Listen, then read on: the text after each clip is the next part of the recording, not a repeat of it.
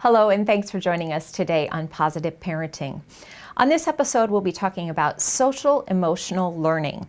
In the school district, we call this SEL. Many times we have acronyms for things that we know we need to do a better job of explaining to our families that we serve. And so today, talking about social-emotional learning and just what is that? How does that impact your student in the classroom?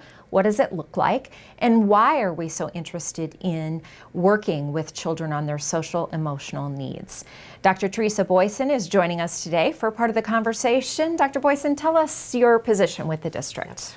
So Assistant Superintendent over Academic Achievement, so everything curriculum and assessment, and so social emotional learning fits right in there with that curriculum. Okay, so we oftentimes talk about SEL and the many things that we're doing in our district, not necessarily brand new. This isn't something that has just blossomed and we've started, but we're making a greater attempt and maybe identifying a little bit more what it is that we are doing to help children.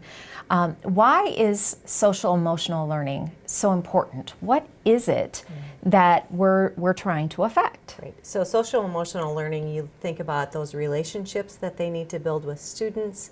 You think about how they respond to different situations and regulating their emotions. So just as you said, it's not anything new, but we're really taking a little more targeted look at how we systematically help support students with gauging their emotions, responding to others, recognizing other people's emotions, so that way they know how to respond in those situations. And looking at all the way from early childhood through 12th grade. Right. So this is really a refined look at the emotions that we all have. For many years, it was I'm happy or I'm sad, and that was pretty much the middle of the norm. But we have a lot of things happening in our world today that impact students.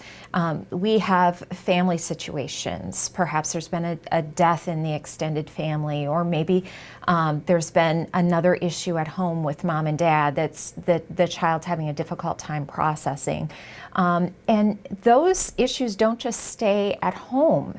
We often find that children bring those to school with them. We say, oh, there's a lot in their backpacks when they come to school each day. And we're not talking necessarily notebooks and pens and paper and that type of thing, but they have a lot of emotion that come with them every single day. Right.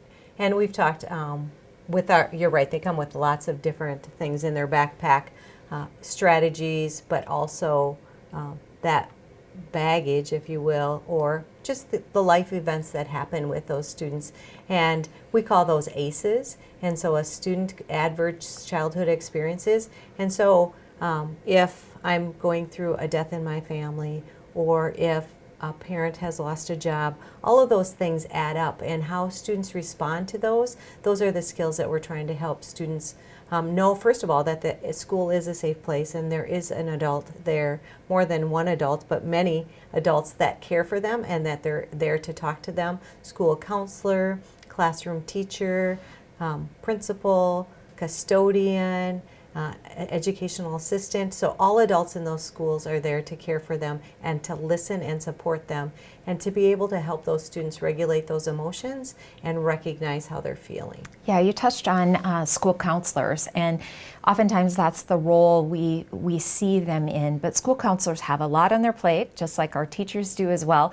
So in order to have many trained hands, to have those conversations and make sure that those conversations are meaningful with the child is so critically important. It's not just the work of our school counselors. They do a phenomenal job, an amazing job, but they can't do it all. Right.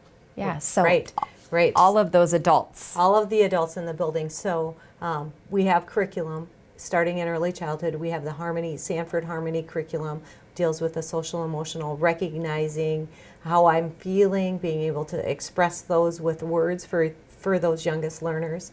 And then as they move up into middle or elementary, our school counseling curriculum, second step, really helps to refine that information, and that's system-wide.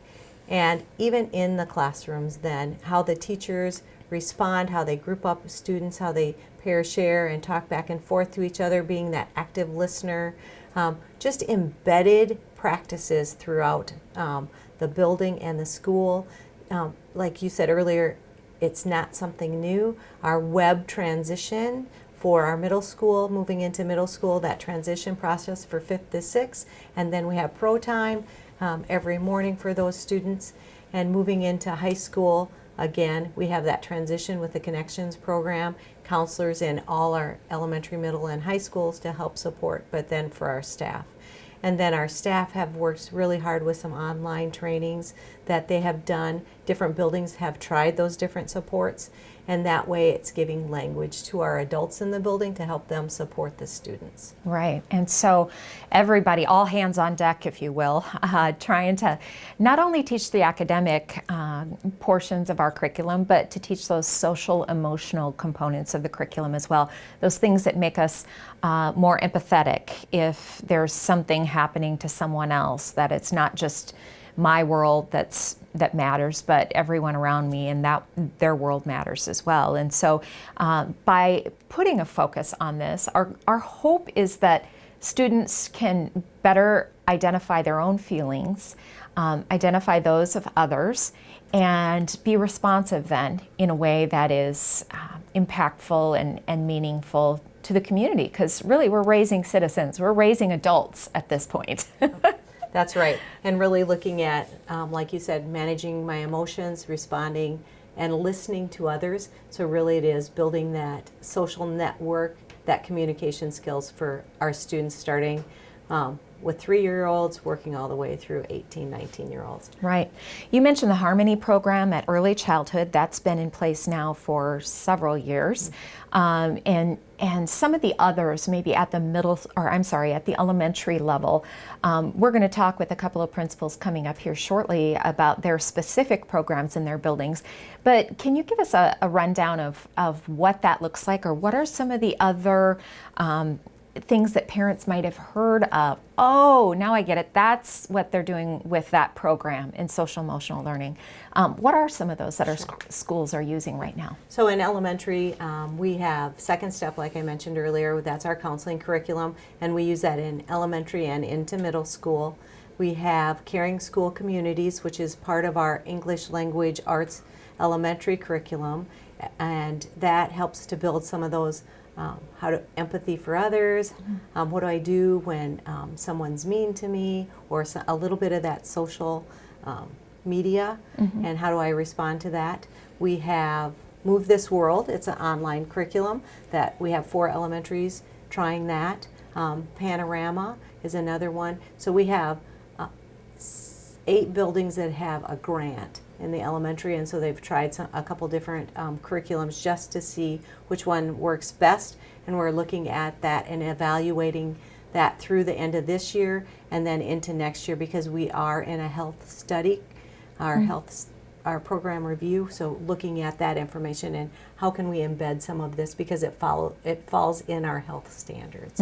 So all of that that work that we're doing and piloting these will culminate with the health study. And we do studies of curriculum about every 7 years or so. That comes around for each curriculum, sometimes more, oftentimes not less than 7 years, because things change over time. And so obviously we want to have the most up-to-date and best practices in whatever curriculum we're teaching to children. So this is time for that review, and this is a good opportunity then for us to vet those programs and see what really works for our families.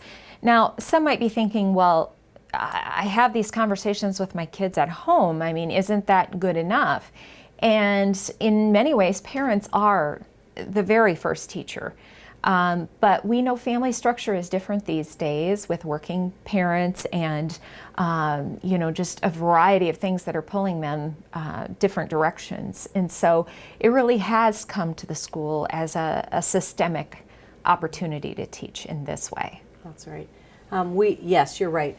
We do believe that parents are the first teacher, and so how can we help support them? And anything that we do within the school system, it's really important that we communicate that with those families, so the families do hear the language that we're using, because we know if we use the same language at school to support how they feel when they're frustrated, angry, sad, mad, glad, that if families can use that too, it just helps support that student. And as those students gain those skills, as they grow in age, they are able to have those great conversations with people in the community, with across all aspects of their life. Now having a middle schooler, actually having two middle schoolers, I know that that's a really difficult time in a child's life. Just a lot of different things happening with friendships and their own body changes and things like that.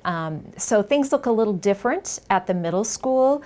Then brief overview of kind of what we're doing at the middle school, and then maybe transition that into what's happening at the high school. Sure. At middle school, again, we have the web training, and that's that transition from 5th to 6th, and we've had that for a good long time. And so just continuing to support those students as they make a big transition in their life.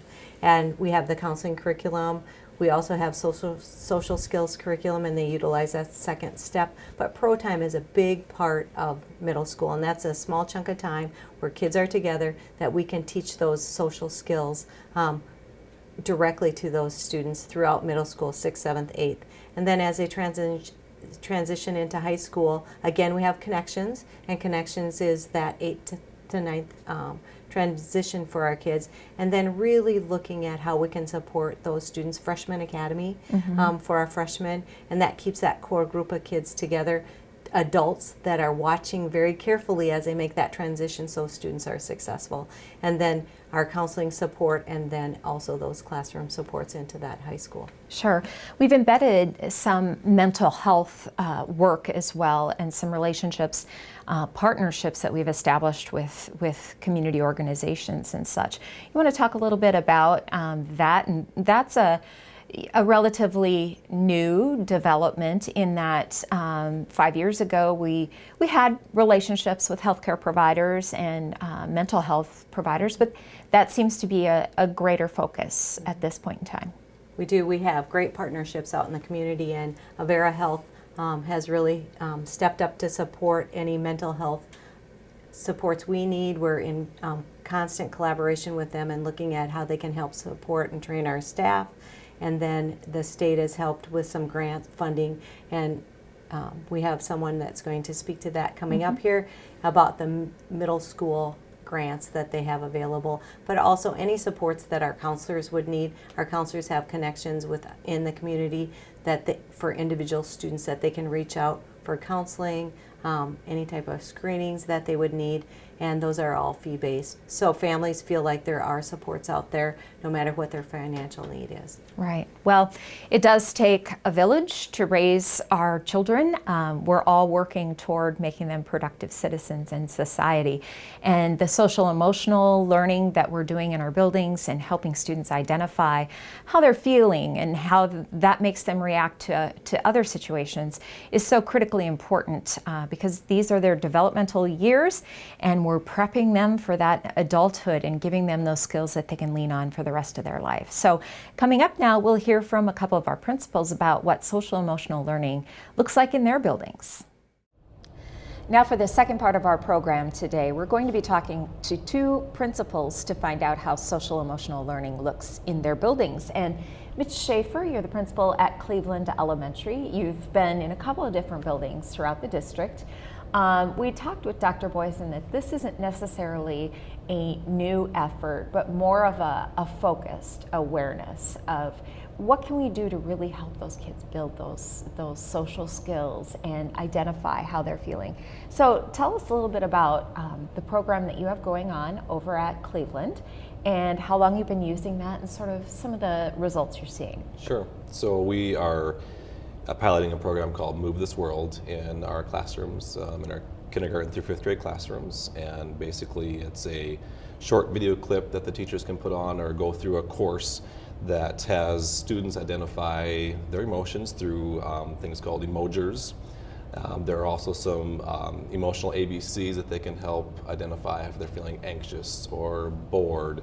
And we have seen students use those and to help them when they're feeling frustrated, angry, very excited, to help them basically solve problems and get through their day in a peaceful way. So this video clip, is this a daily process where teachers maybe start the day with that or use it as a buffer in between classes, or how does that work? Typically 1 to 2 times a day, and one of them will usually involve some breathing, where they just, you breathe in and exhale, and helps students. I think it helps us as adults too. I was just going to say. help us with our day when we are feeling stressed. We all know that there are stresses within our days, so it's good for all of us who are using it. Right. So being able to identify, we know that children very early on, they're still obviously developing their thoughts and the ability to express how they're feeling. Have you seen this become a method where kids are identifying? You said maybe, gosh, this is how I'm feeling, and maybe I didn't know exactly how I was feeling before, but what results are you seeing?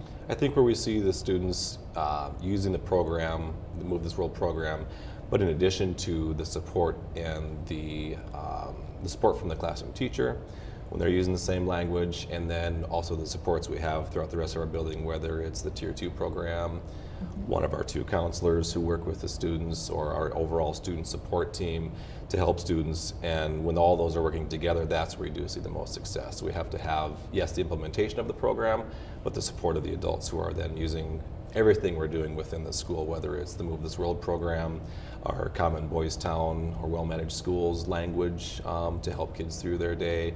If a student is in Tier 2 to receive those social skills, that's when we see everything working together, that's where we do see the most success with our students. Sure. So you've been in education how many years? 19. 19 years. So have you seen this type of direct focus, or is this something different? As we said, probably always been talking about social emotional learning without having that acronym or that SEL acronym attached to it in some way, shape, or form. But what do you see in your work throughout those 19 years, how things have maybe changed? I'll say within the last 7 to 10 years, it's really been more of a focus that we've tried to put into our schools. But to have an actual program that's an SEL program that we can use does, I think, make a difference, and it is helpful for our students. I know people have tried different things in their buildings, but this does provide a laser focus for us to use. Right. So Move This World is one of those programs at the elementary level. At the middle school, obviously kids are developing. It's a difficult time for kids, right? I mean, those middle school You mean like years. you're a little crazy, maybe? Well, maybe, yeah. And so who better to talk about that?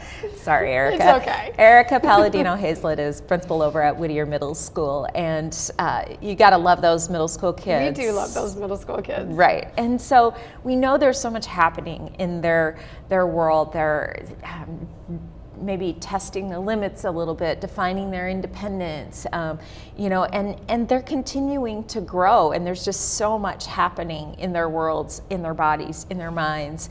And so social emotional learning looks a little different. A video clip might not work with middle school kids. Maybe it would.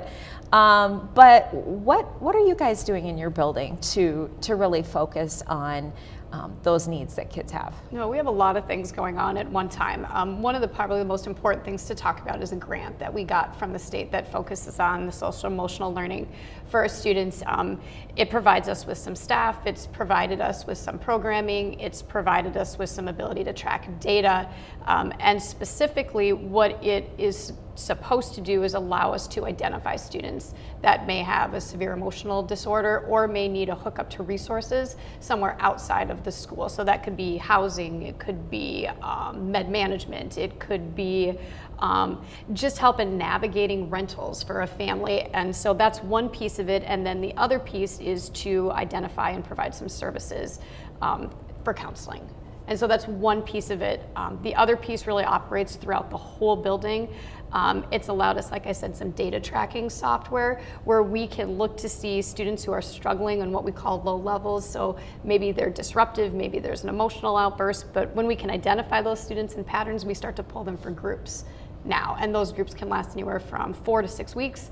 We can isolate on some of those skills that they might need to to be successful academically, because balancing that social emotional learning and academics is really important because we're in school. Right, and that's, I think, something else that's happening is, the elementary grades, you're trying to achieve and get to a certain grade, but you can start to see it maybe define itself a little bit more by the time kids get to middle school, where those outbursts, those behavior issues then result in lower grades, and that's where we start to see, and then we have, of course, yet high school to consider. Yep. And credit, earning credits and getting to graduation. So all of these things really come into play, and you're prepping these kids to move on to high school, which, whew, well, we who said knows? we're kind of the turnstile, right? Because we receive and we send. We're the entity that does that is middle school. So you're really working with both sides as closely as possible. So we're trying to communicate with elementary principals, and we have some ways that we're going to try to improve that as those 5th to 6th graders transition into us from our side. And we're also working to transition those students to high school successfully, because like you said, I mean, we know that if kids aren't ready to go to 9th grade and they're not successful in the first semester of 9th grade, their chances of not graduating are exponentially higher. Right. So trying to prepare our students, right, both academically and emotionally, to go on, and also to have them have supports identified already, so they don't feel like there isn't something supporting them, waiting for them, because that can be a scary time, that transition time. You mentioned something about groups. So what does the group look like? I mean, what might be taught during that time? Well, that's a really good question. So we pulled our first group and it just ended. We've really tried to identify our 6th graders, because there's that first group that actually will come in with me, since this is my first year, right? But also the first year that we have access to a lot of this information. So the group that just finished was a group of students that we see at low-levelly, just struggling to say okay in class, just isn't great with redirection. So we tried to give some skills. If an adult asks you to do something, you should just say okay. It allows that adult to back off, and then giving them the skills, working them through a practice, because just talking about it is different than practicing it, putting them in situations with their friends inside of that group. The next group that we've talked about pulling is a group of kids who really struggles when subs are in the room.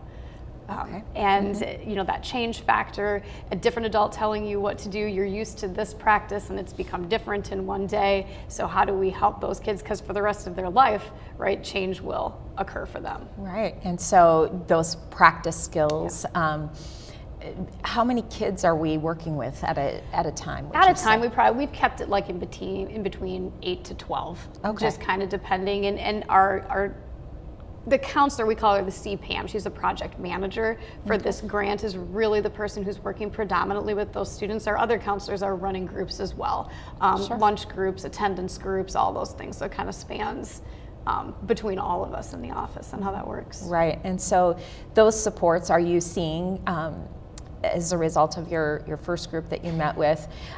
It might take some time. It was interesting. We saw a huge improvement when they were in group.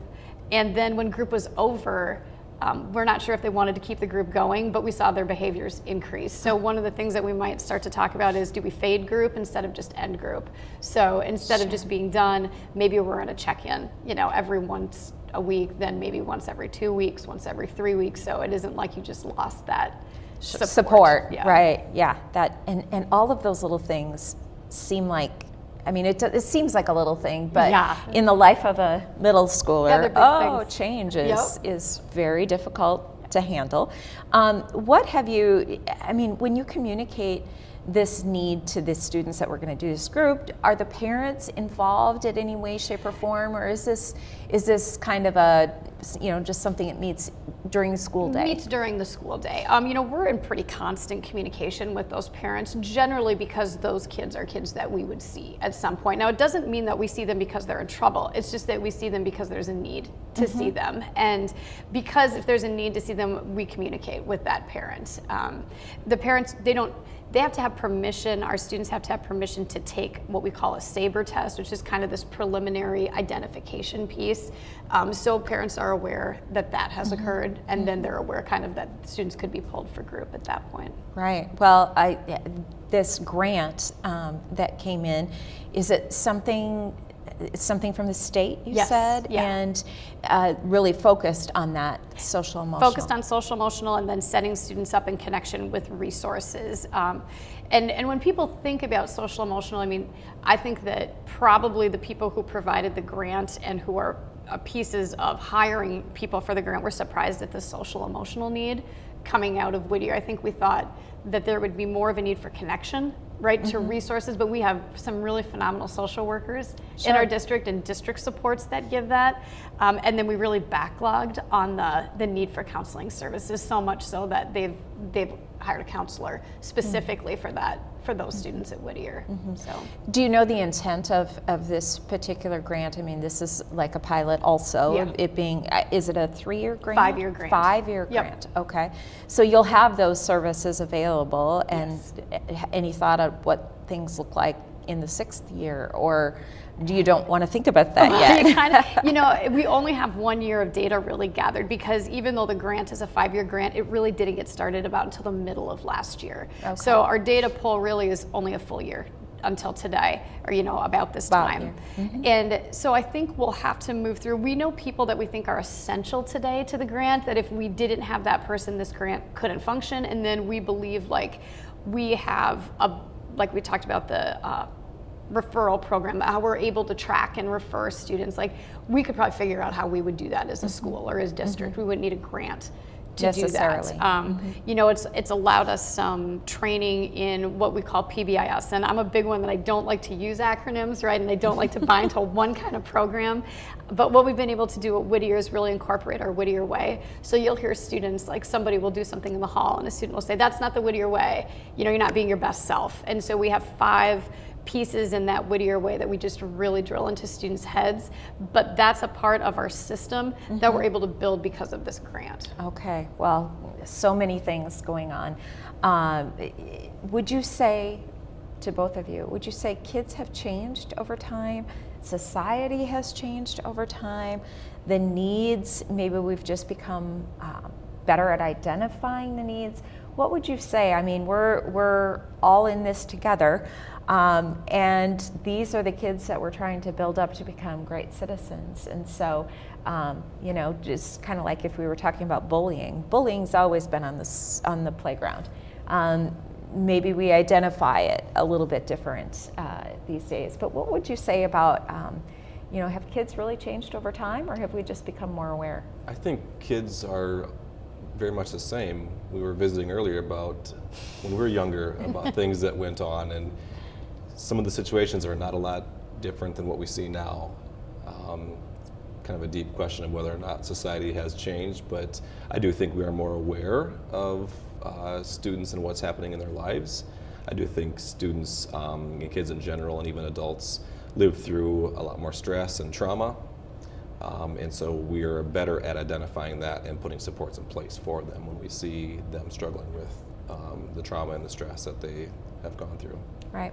Your thoughts? I think we educate a lot more students today than we did years ago, and not just because Sioux Falls has grown, but because many of the students that we see today probably wouldn't have been in school. They would have been, maybe removed by the court system. They maybe would have been in a foster care situation. Parents may not have sent them to school, right, because they kept them home. So I feel like we educate all kids today, where maybe we didn't educate all kids, even when Mitch and I were in school. And I feel like because Sioux Falls has changed so much ethnically, culturally, that it's really not you don't do things the right way. Does that make sense? Like, we had a right way that we thought we did things, and now we have to be very careful about, we're dealing with people from all over the world. Right. In Sioux Falls, at Whittier alone, there are 39 different languages spoken, right? Wow. So we have to make sure that we're reaching every student how every student needs to be reached. It isn't that they're different, it's that we probably have to be different. Right, yeah, more flexible and Willing to learn, learning listen ourselves Yeah. In the process, and that all makes a better setting when your adults are learning right along with the kids. So is what more could the district be doing? I mean, there's a lot of different programs out there. We had Dr. Boysen talk a little bit about Panorama, and you're using Move This World, and you have a grant, and there are so many different programs out there. how do you find the right one that, you know, you put your finger on? Would you say Move This World is working for you guys? It's hard to say that one program is making a difference, because we have seen a reduction in our overall discipline, district discipline events or incidents. But I think it's in combination of several things that we do within in our school day. Again, with our Tier 2 program, with our success coordinator, our counselor, our overall student support team. It's our teachers building those quality relationships, and that's where it starts, is in the classroom with the student and the classroom teacher with that relationship. And when that's effective, we do see students well adjusted to their day and able to handle situations on the playground or in the hallway or the lunchroom much better than if they don't have that connection. It's a lot of things together that we do. They do make the difference. That does make the difference. And whatever we use, whatever the district chooses, a lot of us are using different programs. It's the building staying committed to it and implementing it along with all the other things that are happening, and that's where we see the most results, the better results for our students. Right. It's that continued focus, everybody on board. Yes, correct. Buy-in, right. So that we can make it work for us. And you mentioned, Erica, the need that you saw come out of those the real counseling needs and such. It seems like, if we had 20 counselors, we could use 20 more. Yeah. The role of the counselor has changed so much over the years, where, there were maybe not necessarily at the middle school level, but you're doing some career exploration and that kind of thing. And those things still happen, but there are so many other pieces that counselors work with.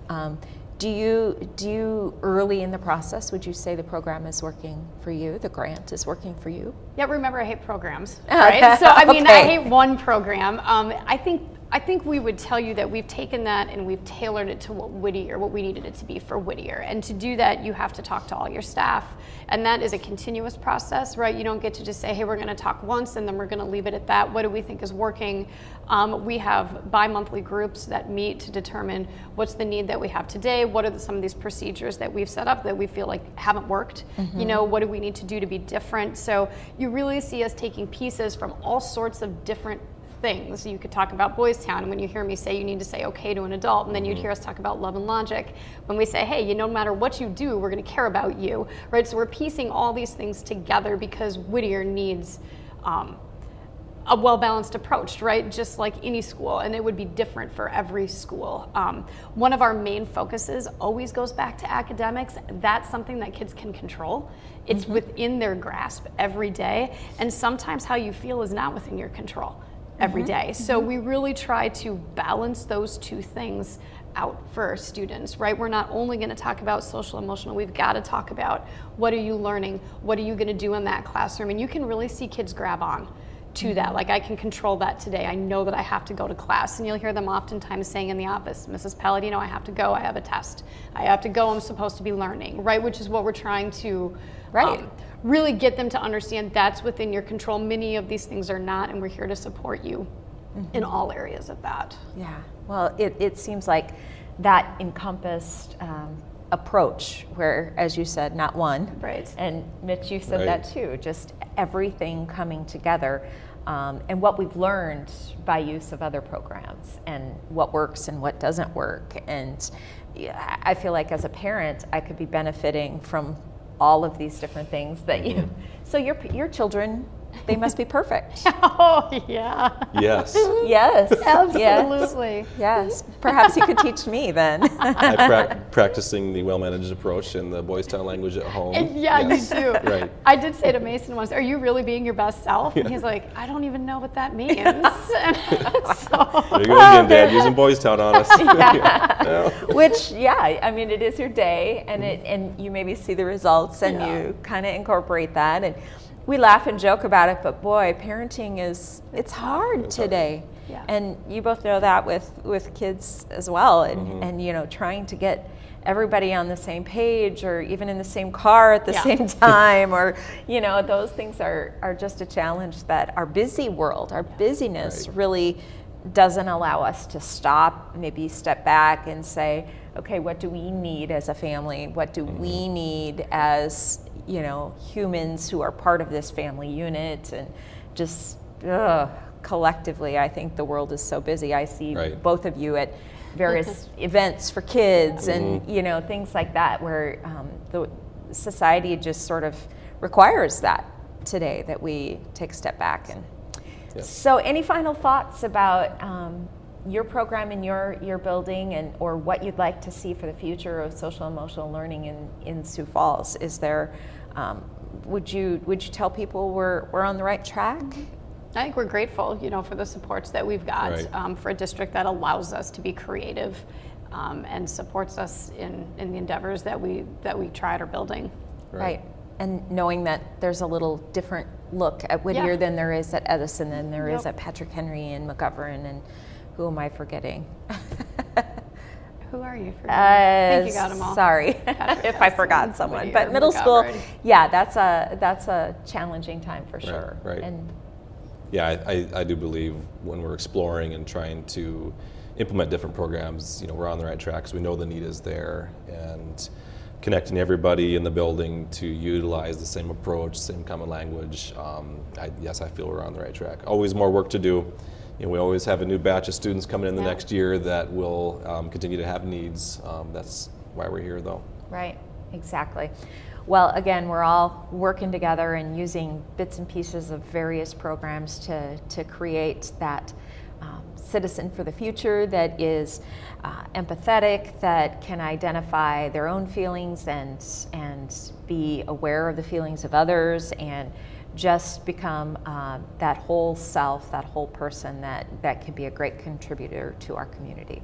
Thanks for joining us today on Positive Parenting.